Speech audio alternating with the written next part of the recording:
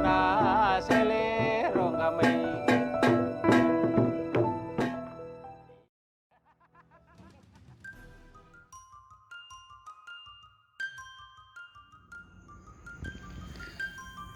Salam bingkai desa.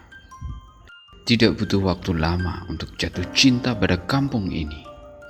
Nama kampungnya adalah Wairebo.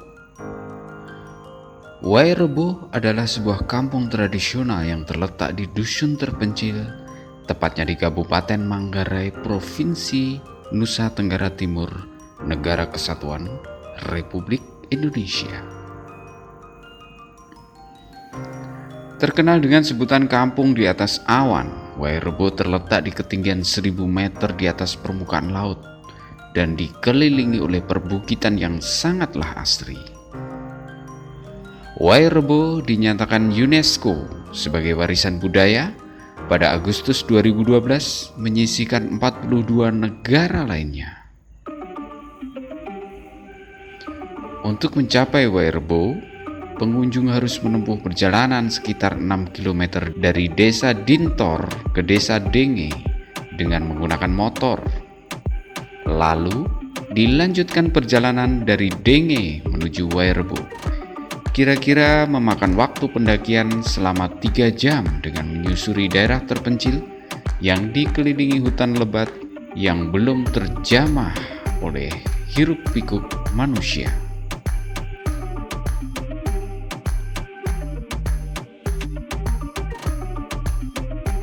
Untuk mencapai tempat ini, Anda harus menyeberangi sungai serta melintasi bibir jurang hingga menemukan jalan menuju kampung Wairebo.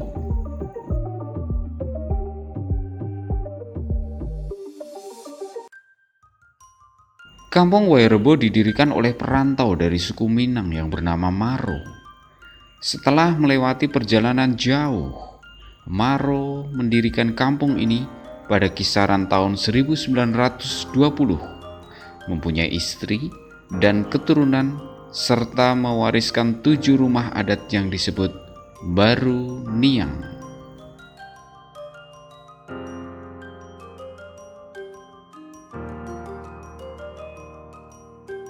Salah satu hal yang menarik dari desa Wairebo adalah rumah adatnya. Rumah panggung yang berbentuk bulat seperti kerucut yang disebut Baru Niang adalah keistimewaan Wairebo. Para leluhur dahulu membuat 7 buah rumah dengan formasi setengah lingkaran dan melingkar menuju satu pusat. Konon, dulunya leluhur suku Manggarai yang bermukim di dataran Flores memiliki 8 orang pewaris. Oleh karena itu, terdapat 8 suku yang tersebar di dataran Flores. Namun leluhur mereka saat itu tidak membangun 8 rumah untuk dihuni oleh masing-masing kepala keluarga. Hanya terdapat 7 buah Baru Niang yang masing-masing Baru Niang dihuni oleh 7 keluarga dari setiap suku. Tujuan para leluhur terdahulu adalah agar sosialisasi antar suku semakin erat dan dapat terus terjalin hubungan antar tiap keluarga.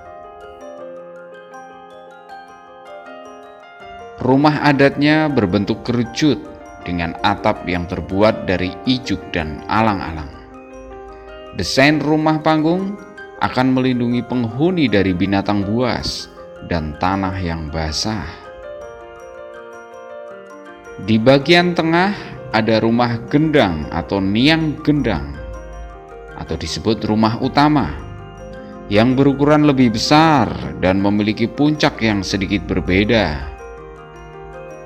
6 rumah lain disebut niang gena atau rumah biasa.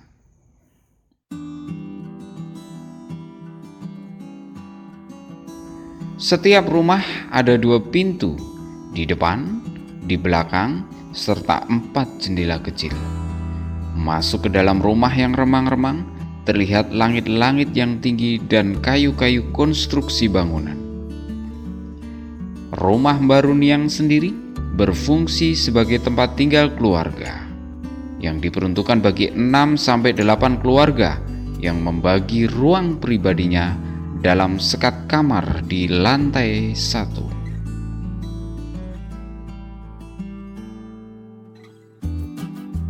Baruniang terdiri dari 5 tingkat, masing-masing memiliki fungsi dan nama tersendiri.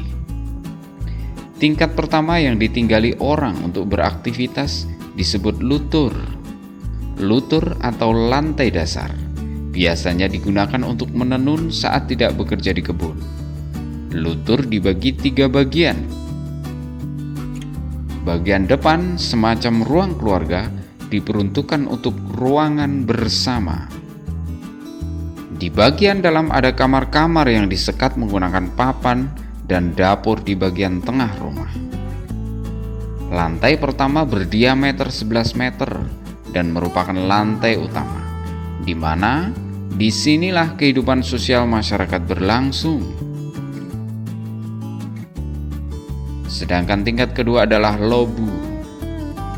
Lobu berfungsi sebagai gudang tempat menyimpan bahan makanan dan barang.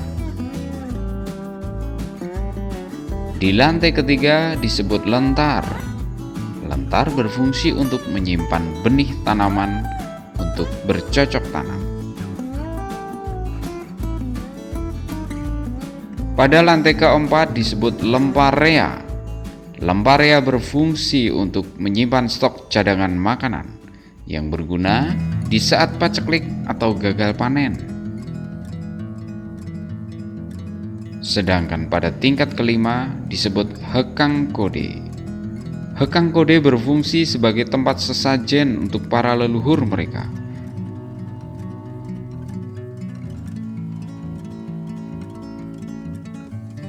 Aroma asap kayu bakar langsung menyergap saat Anda masuk ke dalam rumah. Asap dan panas dari tungku berguna untuk mengawetkan kayu bangunan, juga persediaan makanan yang tersimpan di loteng.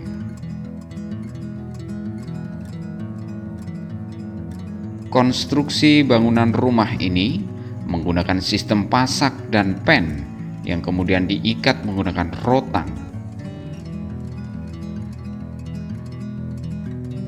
Untuk membangun sebuah rumah baruniang, masyarakat Wairebo mempersiapkannya hingga 1 tahun.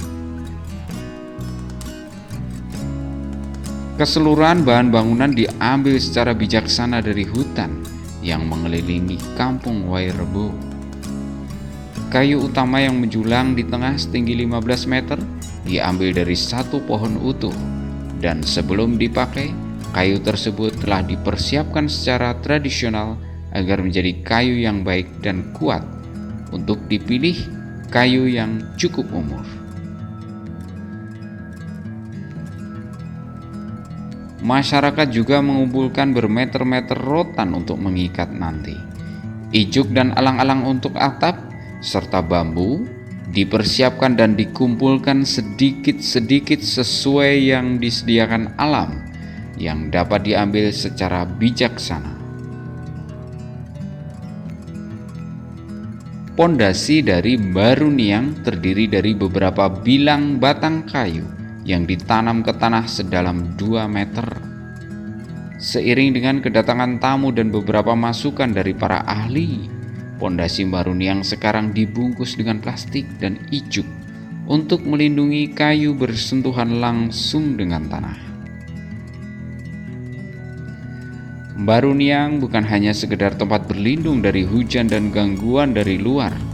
Bagi suku Manggarai yang menghuni desa Wairebo, baruniang merupakan wujud keselarasan manusia dengan alam, serta merupakan cerminan fisik dari kehidupan sosial warga desa Wairebo.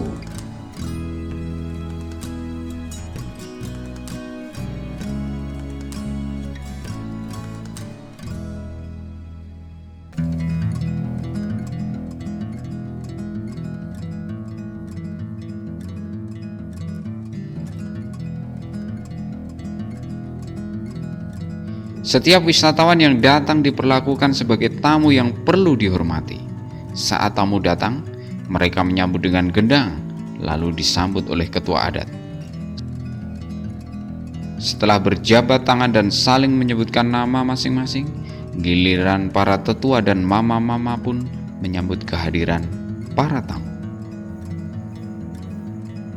Seorang tamu biasanya menyampaikan rasa simpatik dan turut berduka kepada para leluhur masyarakat Wairebo yang telah meninggal, lalu meminta izin sekaligus menunjukkan itikat baik dengan memberi ayam putih dan sumbangan sukarela. Setelah itu, ketua adat memberi restu sambil bersenandung dalam bahasa Manggarai.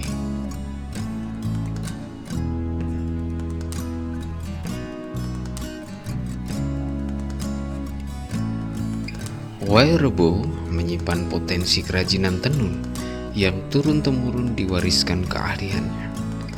Kaum perempuan biasanya berkesibukan menenun di rumah adat.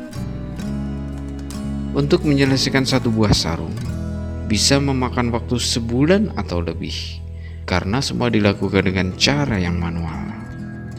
Sarung Wairebo ada dua macam, yaitu jenis songke dan curak. Songke mempunyai ciri khas yaitu berwarna dasar hitam dengan motif hias berwarna biru, kuning, hijau, putih, jingga, dan magenta.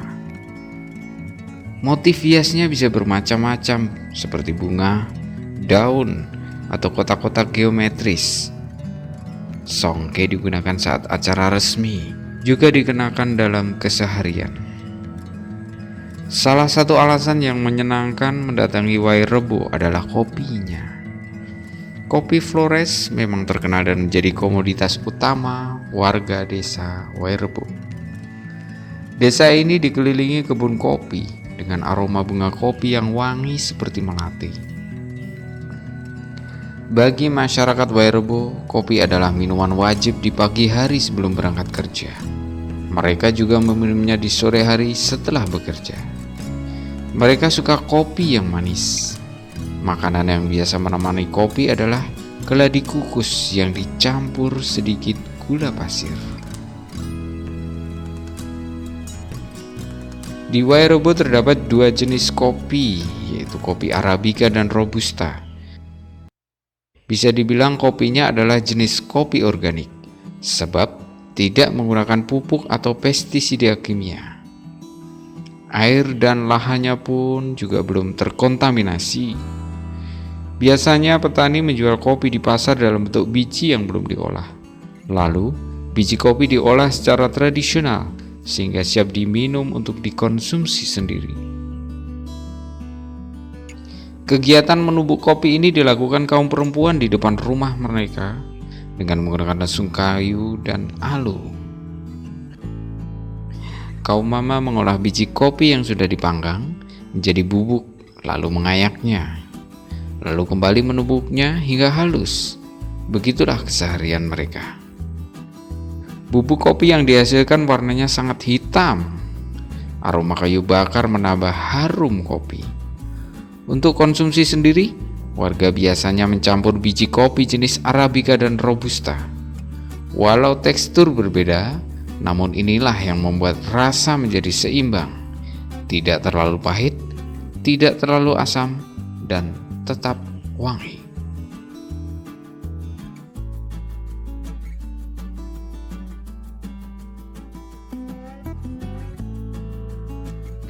Pada saat peralihan musim kemarau ke musim hujan, masyarakat mulai bercocok tanam. Biasanya orang Wairebo yang berada di perantauan pun akan mudik. Saat itulah digelar pesta penti. Berbagai upacara adat digelar, termasuk caci atau pertarungan menggunakan cambuk.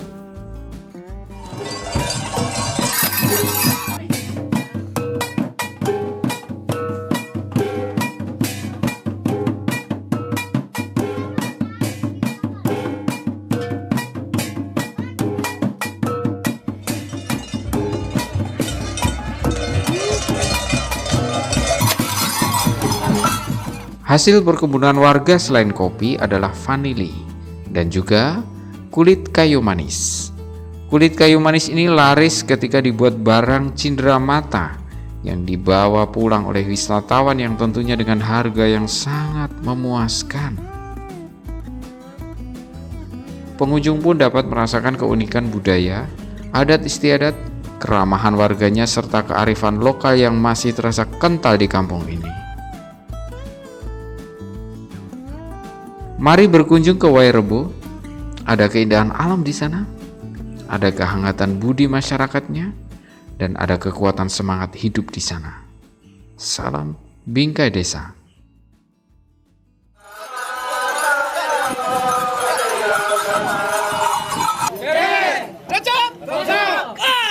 Beres. Ah, yang kita yo yo.